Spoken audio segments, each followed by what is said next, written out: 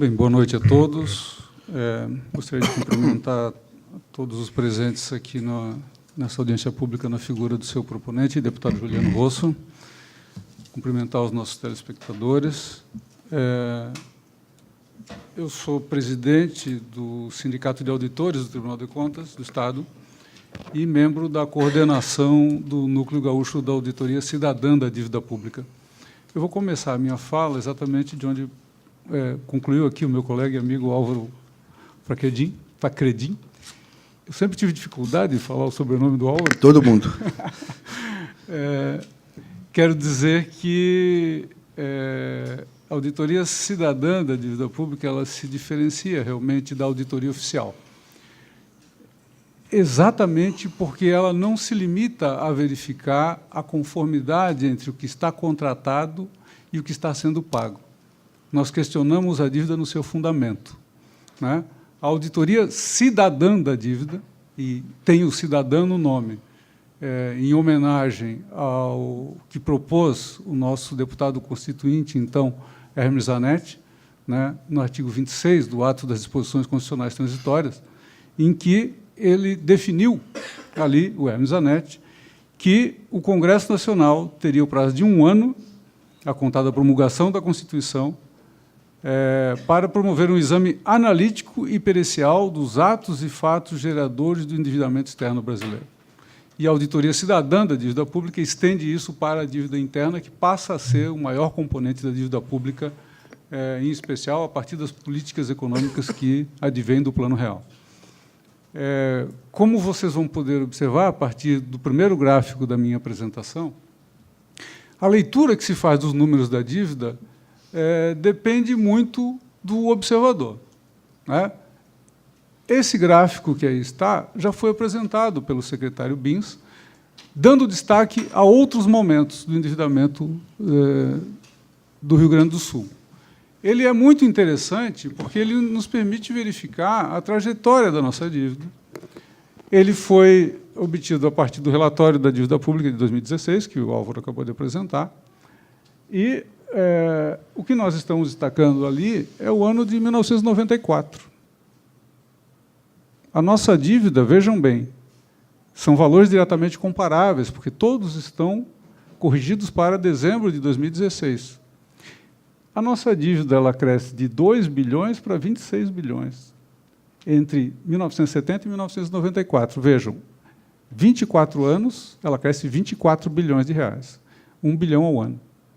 Entre 94 e 98, entre o ano do Plano Real e o ano em que fizemos o contrato de endividamento com a União, ela deu um salto de mais de 32 bilhões de reais, mais de 8 bilhões ao ano. Com um detalhe, quando se olha para esse gráfico, o senso comum diz o seguinte: nós, gaúchos, fomos perdulários, gastamos acima das nossas possibilidades. Nós gastamos 8 bilhões ao ano em 4 anos. Gravem isso. Não entrou 1 centavo de dinheiro novo nos cofres do Estado nesse período. Isso se deveu, essencialmente, à taxa de juros aplicada na época do Plano Real, que chegou a níveis de 22% reais ao ano, nesse período. A dívida dá um salto de 122%, em termos reais, sem que nós tivéssemos feito sem que tivesse entrado nenhum dinheiro novo nos cofres do Estado. É razoável que agora, em 1916, 17, 18, a gente assuma que isso é responsabilidade nossa e firmemos um regime de recuperação fiscal com a União, consolidando esse sistema. Isso a Auditoria Cidadã da Dívida chama de o sistema da dívida. O que nós conceituamos como sistema da dívida? A transformação do endividamento público num mecanismo não mais de promoção do desenvolvimento econômico, mas de submissão dos entes federados aos ditames da política econômica da União. Isso é um mecanismo de submissão financeira dos entes federados. O mesmo mecanismo que se aplicou ao Brasil por conta dos esquemas criados pelo FMI lá na década de 80. E vejam, não é mera coincidência que aquilo que se fez lá se faz aqui. Essa é a forma de alinhar a política econômica dos Estados à política econômica da União. Quando firmamos o contrato, lá em 98, tínhamos 6 quesitos a cumprir.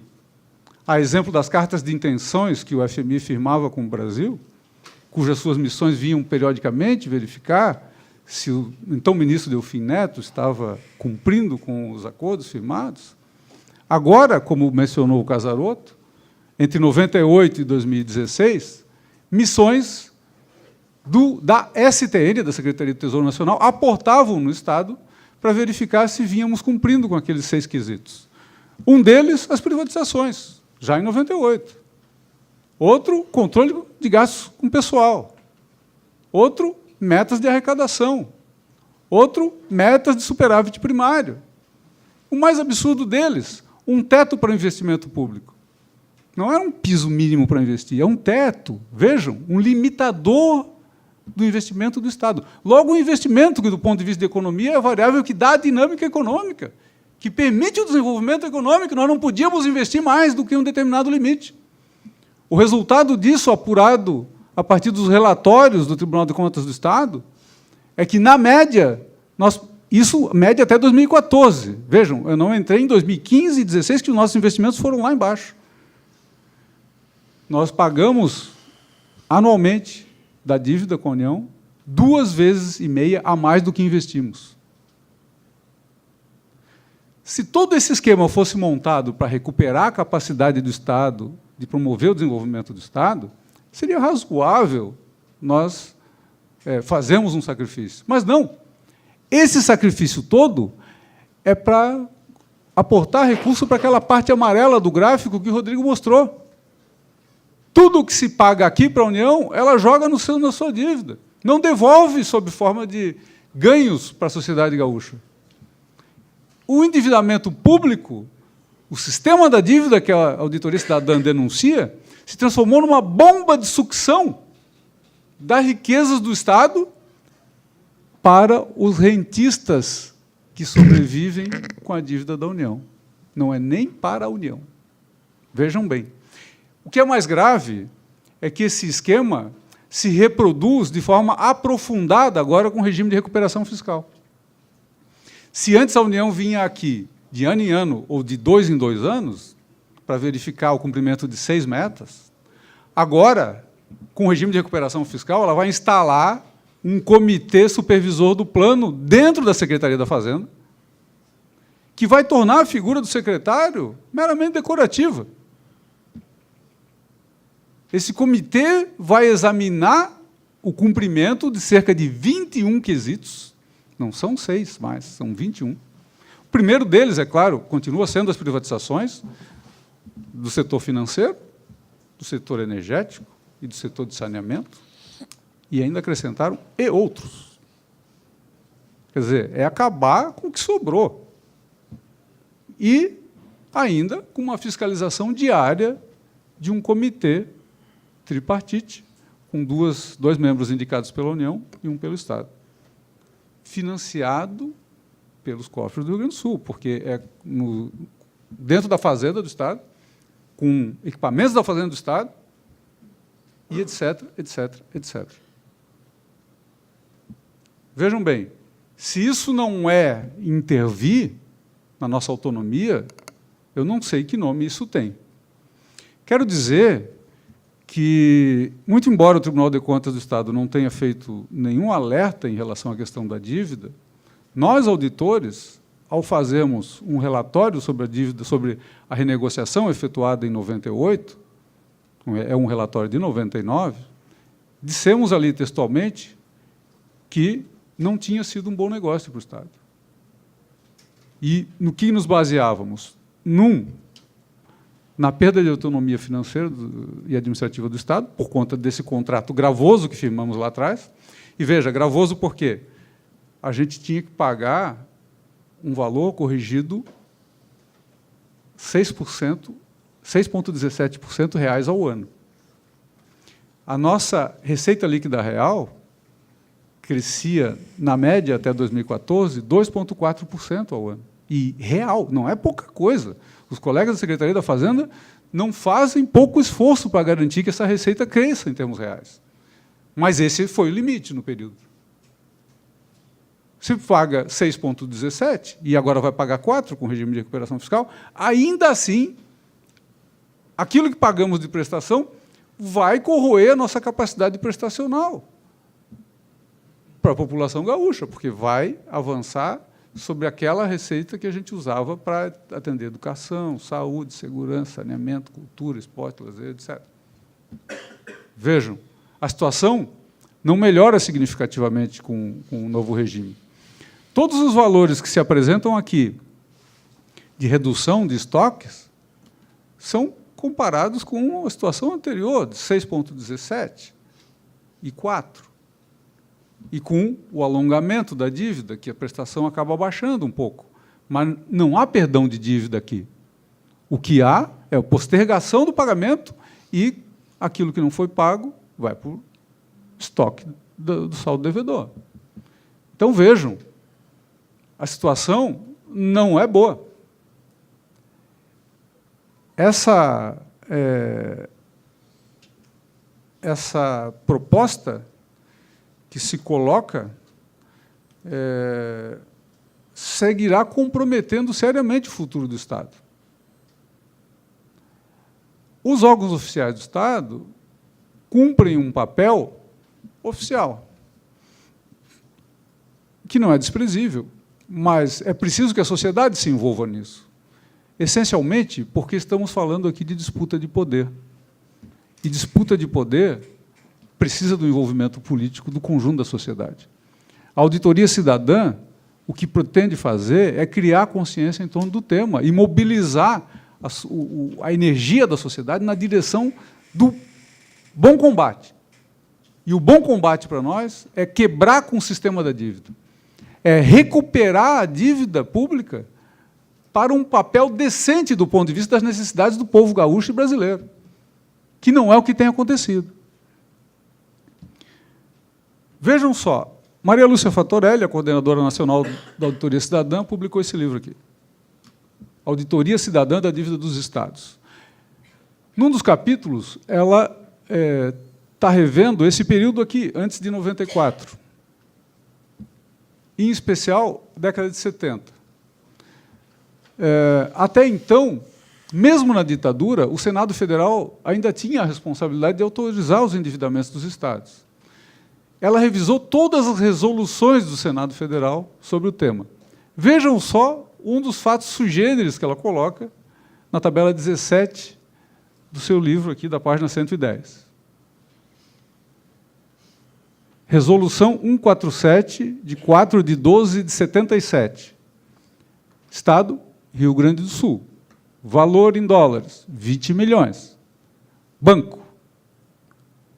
Grupo de bancos, liderados pelo Banco do Brasil S.A., agência Gran Caimã, sob orientação do Ministério da Fazenda e do Banco Central do Brasil. O que o Banco do Brasil está liderando o empréstimo num paraíso fiscal? Isso merece ser auditado, melhor investigado? Ou, não, a gente só vai verificar se o contrato firmado por conta dessa resolução está sendo pago corretamente. É razoável isso? Teria algum órgão oficial capacidade de fazer isso? Ou precisa de uma auditoria cidadã para isso?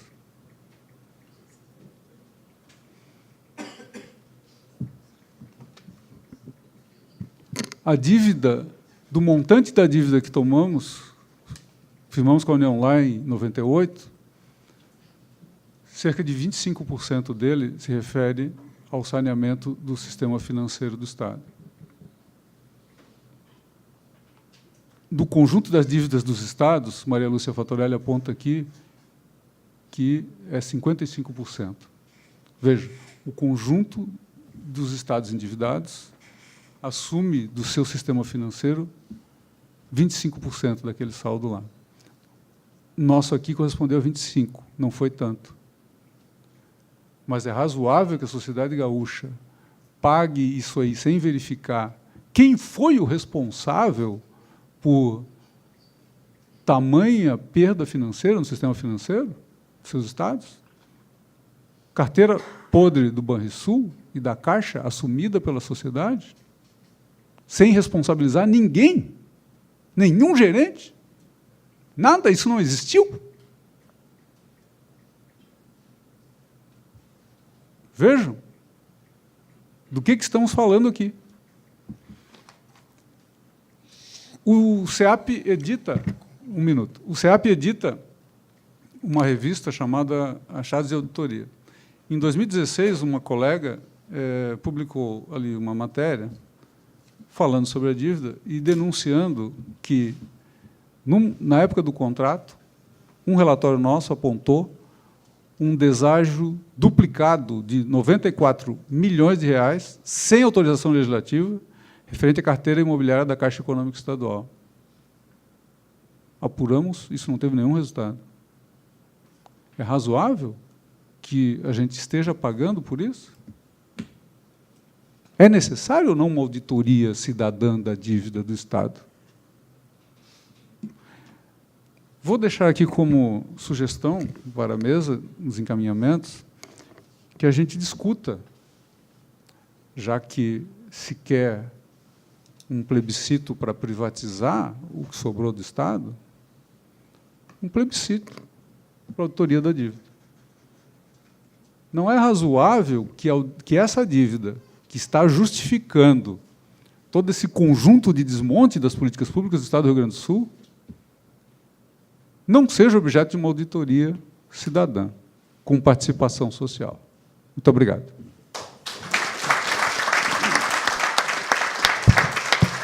Muito bem.